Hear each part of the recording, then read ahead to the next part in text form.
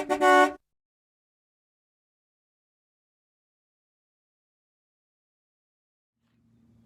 campers and RVers. Well, I finally came up with a solution on how to fix the holes in the wheel wells of my Airstream travel trailer.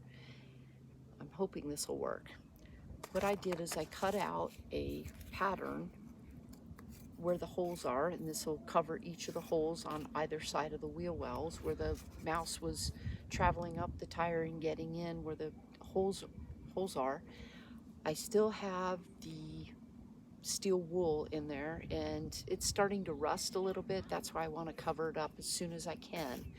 But what I did is I have this pattern and I picked up a piece of sheet metal at the hardware store, and I'm going to cut out a pattern. Obviously I have to do 4 of them either side of the wheel well, and then I have this leftover foam that I have from the gasket that I made for the water system, if you can remember when I did that a couple months back. But I'm going to go ahead and I'm going to cut out my pattern and I'm going to attach some of this foam to the sheet metal so I make really good contact in that hole.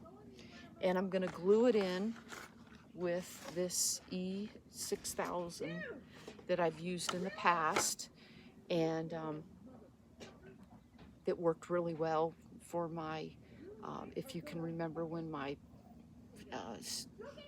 sewage area was coming apart, I've used this and I haven't had any problems with it since.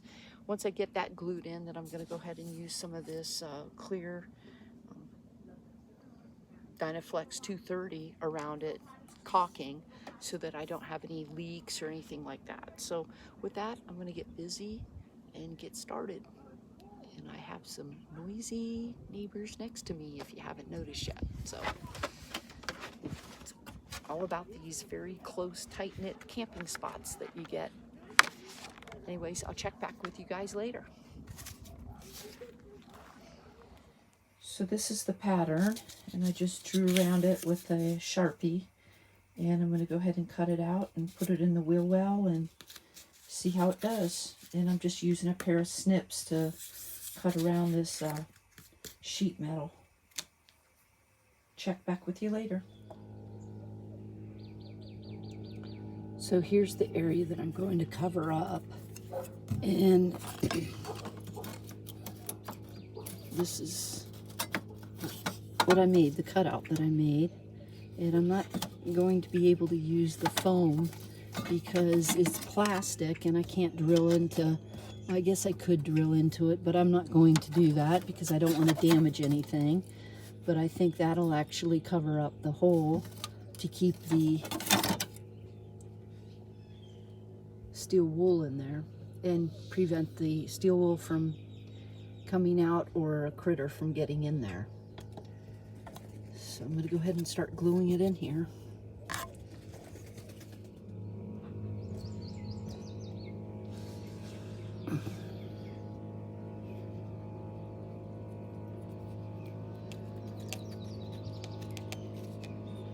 So I'm just using the E6000 glue.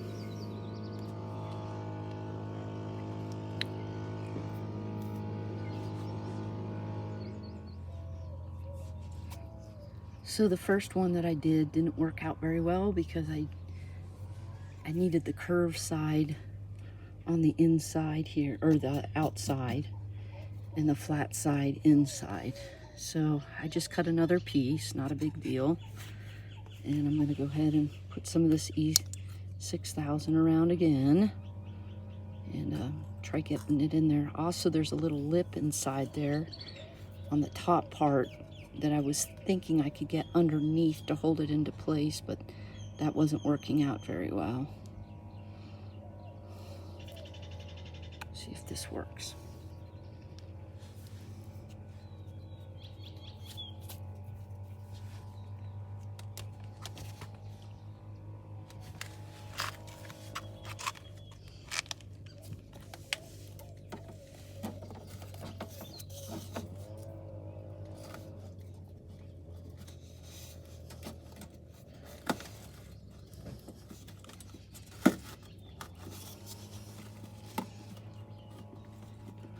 And that's in there really good. That was the key. Make it a little bit smaller. Oops, I don't want it going in. Just made it a little bit smaller, and to close up that gap. And I'll go ahead and start working on the other ones. That glue is very messy.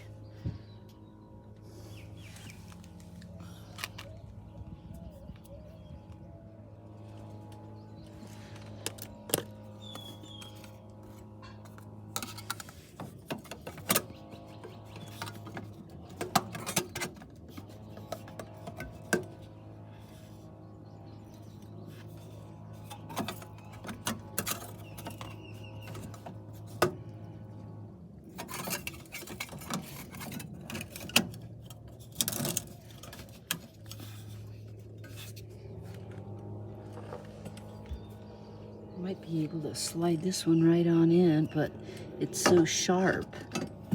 You really have to be careful.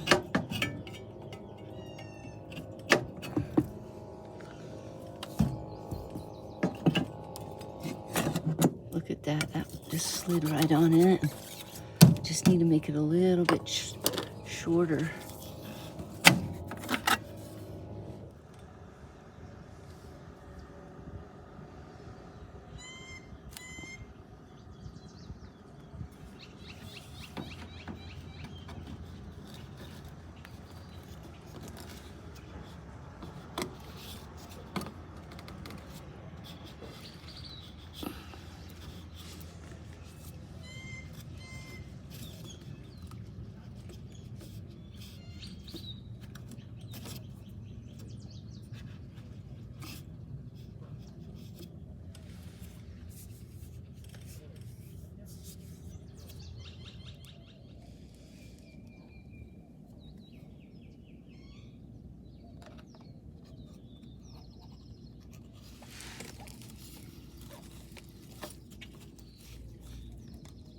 Okay, 3 down, 1 to go.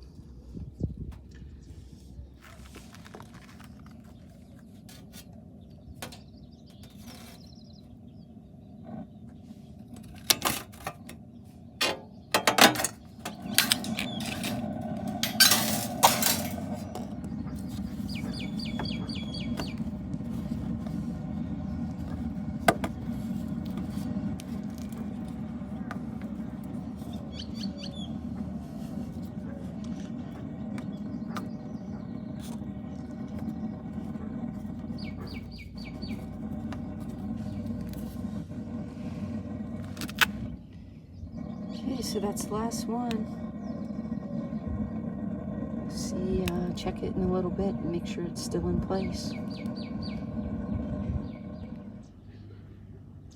So what I'm going to do is put a little bit of duct tape around the edges of the leftover piece of sheet metal so I can use it in the future if I need it, or if one of the pieces falls out. But it's extremely sharp, so I figure if I put a little bit of this duct tape that I have around it, you know, then I can store it and not worry about, you know, getting cut up with it. So that's what I'm going to do right now. Check back with you later.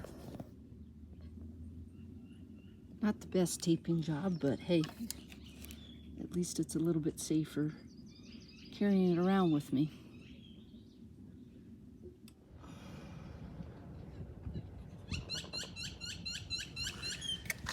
Now I'm going to do some caulking around it. And this is clear caulking, so it should dry clear.